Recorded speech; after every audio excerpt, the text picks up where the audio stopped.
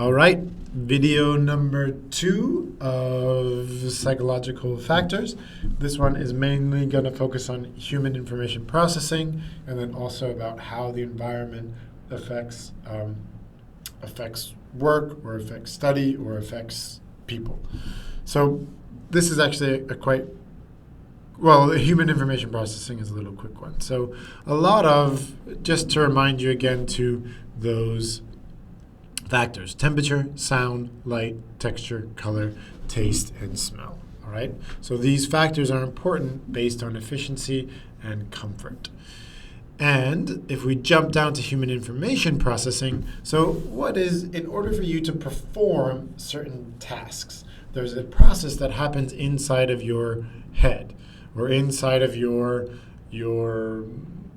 senses. These things happen, and then you create this process works with or without you knowing it. I think it's actually pretty interesting. So first one, an example is driving a car. There's some type of input. There's a sensory process, so you feel, see, touch something. Your brain, your central processes, something goes on, tells you what's happening. And then there's a motor process. So you'll do something and then an output where something happens. So when we talk about driving a car, you turn the input is you turn the key on the ignition. So maybe it's a golf cart or whatever it is, or a motorcycle. You turn the golf cart.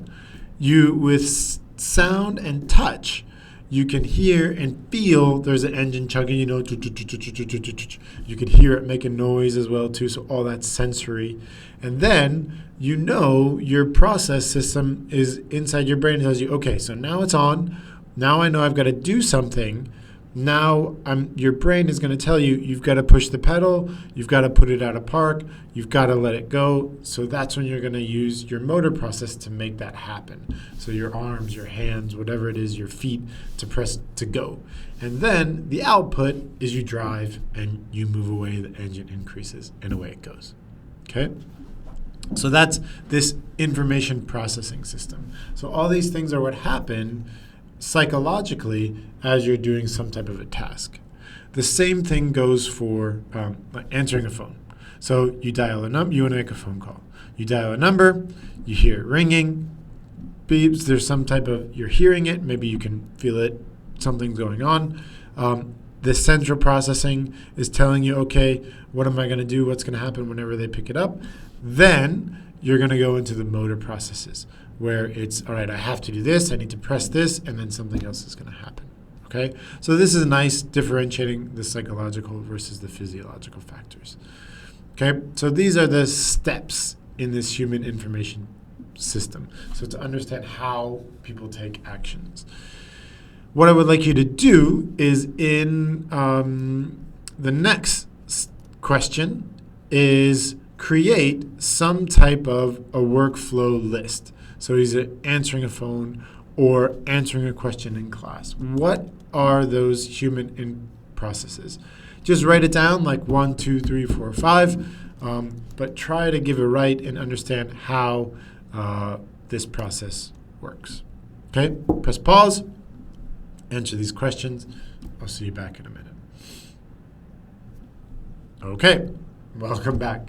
So I hope you got that down, something about how to go through that, either answering a telephone or answering a question. What are the processes that happen as you're doing that, okay? So how can it break down? And now this is why this is important to that psychological factors part. So why it would break down is maybe sometimes people are too old or too young based on age. This system doesn't work the same type of way. Maybe long-term memory or short-term memory, or there's something that happens that they don't remember, so it takes a while for them to go through this process. Strength, maybe not able to actually turn the key to turn the car on, or open the door, or answer the phone, or maybe they're not strong enough to do it.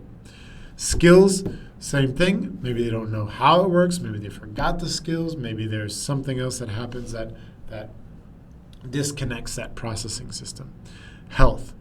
So things like mental abilities, or this is similar to physical abilities, muscular, I think is the right word. muscular degeneration, or it is macular degeneration. So that's about vision, strokes, how the heart affects your system. All those things can change the processing system. Parkinson's is another way that it can be changed. These, I don't know if you've ever seen the movie Memento, but his processing system is also changed as well too. So there's a lot of factors in here that can change these processing systems. So just remember that. There's a question here. What's one and why does it affect it? So just make sure you write that down in your notes, how it works, okay? All right, so that's the human information processing system. So that's about, again, that efficiency and how to perform certain tasks and how they get done. The next part is how that environment affects that task based on alertness or perception. So there's a little bit more to this one as well too, and there's quite a few steps. So what my suggestion is for this one, as I go through the slides, press pause and have a read through some of the descriptions. I'll try to describe, but it's best if you can just read through and have a look at some of the images. So a few things that affects user response or the way that people perform in certain environments. So first off is their physical environment. So here's a big list. Here's an example. You can press pause and read through all these things. But similar to those factors about environment, about temperature, about sound, about smell, those are the things that can affect an environment. So noise, lighting, temperature. I'm sure you've been in rooms and you know places that are better for studying, that are better for working, that are better for exercise, that are better for dancing or having fun. So there are certain environments that make that difference, and you can start putting words on them to make them a little bit more how can it be more efficient or more comfortable for the person. Again, here's a bit more description along with some photographs about the spaces, about open plans, about noise, about lighting. So all these things are something to consider. And there's a task that I want you to do based on, I think we'll do it now. So at ISB, there's different types of spaces, right? These aren't photographs of ISB, but there's different spaces. I'm sitting now in the student hub, and that's quiet space. Lots of students are working. It's comfortable. It's air conditioned. There's no smell. It's not near the cafeteria. Humidity is also right because it has the air conditioner. So what I want you to think about, the next question, is think of one space and how light, smell, humidity, noise can affect that space. All right? So pick a space pick a space and then try to describe how those different levels of alertness. So are you more alert, less alert? Thinking about these different factors. Okay? Press pause, have a quick write, answer some of those questions. Okay? And then we'll move on. All right, welcome back. You should have already written some type of answer down. Think about the cafeteria.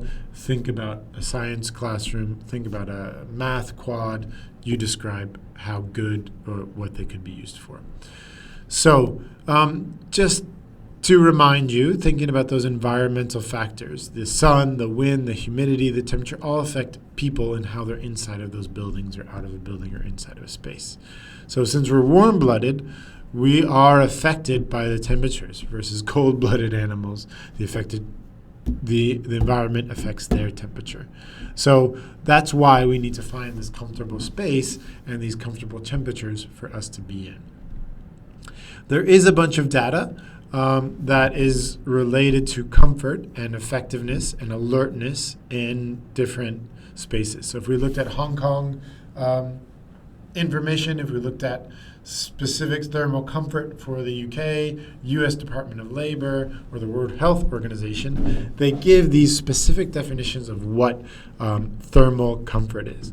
So for the UK, it's a condition of mind which expresses satisfaction with the thermal environment. World Health Organization specifically says 25 degrees Celsius. So you can actually go to some of their websites and see what information it is that they talk about related to this psychological comfort. Okay?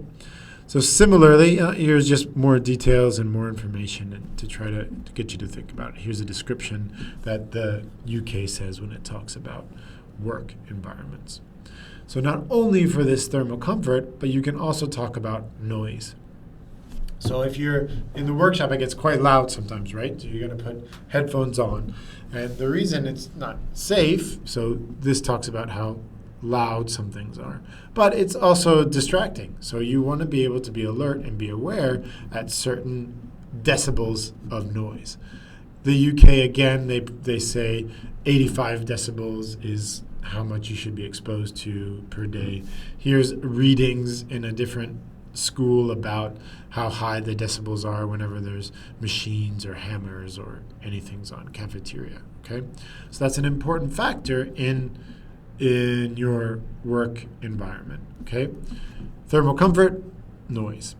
Also, there's a question of optimal performance. So there are other things that you can do to make sure that it's optimal performance. This is about DTAC, but you've probably seen places like Google and Apple where they have these beautiful environments that can promote work, right? Make people be more efficient, make people be more optimal.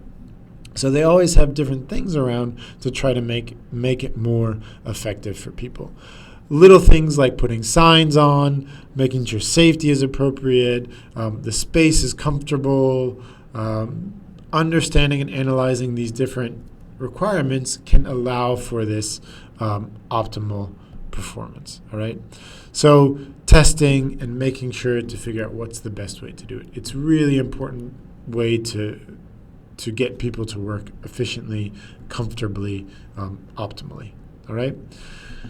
So that's important for this work environment. So in in these psychological factors, remember all these characteristics are important, not only for products, so if we talked about that pen, but also the environment as well too. As we keep going, so another thing is that sometimes because of these work environments, errors can happen inside systems. So human error, there's a train conductor in Germany.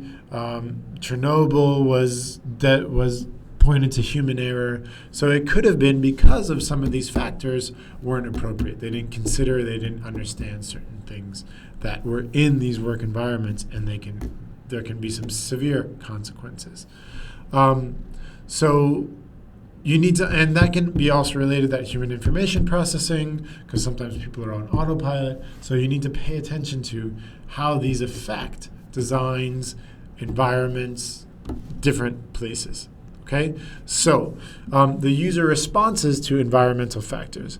This is a link that will take you to a video about a garbage truck accident. So this garbage truck crashed into a bridge because the truck driver left the garbage truck open.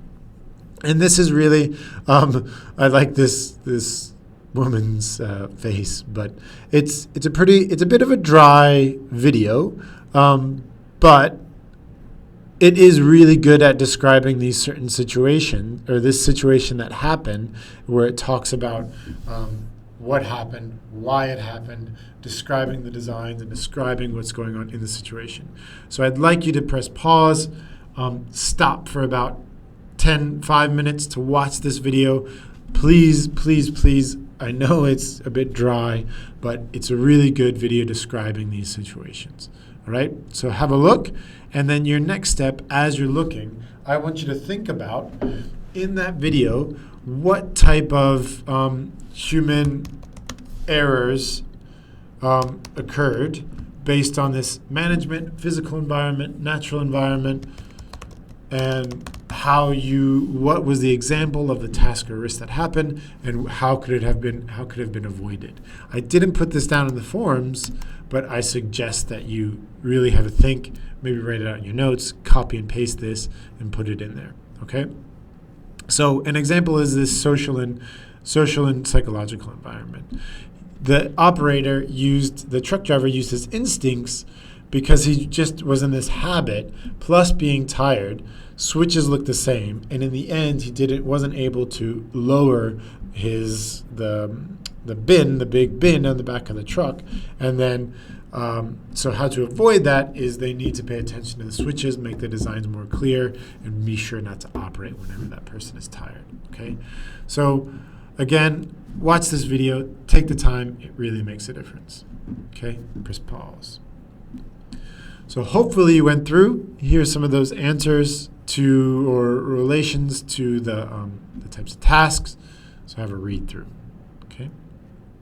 Last thing that I would like you to do is there is a quick thinking about this.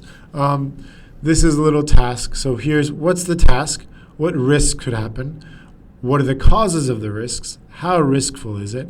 And what could you do to reduce the risk? Again, my suggestion is in your notes, copy and paste this and fill it out. All right. So it is just understanding these psychological factors and how it is we can avoid them through design and through certain aspects. So have a look through, and we've just reached the 15-minute point. So I'm going to stop. That was, in a nutshell, psychological factors, but there is a lot of stuff in there, right? So this data, how to collect data, human information system, how it can apply to common tasks, that's the system, and then how about these psychological factors affects those processes. And then the last part, remember, was also about the environment, alertness, perception, and how this can be affected as users in the environment or students in any way. Okay, please ask questions. There's a lot in there, and we'll do a quick review we'll do a last when we get back to class. Okay, see you soon, and yeah, don't forget to ask questions. Bye.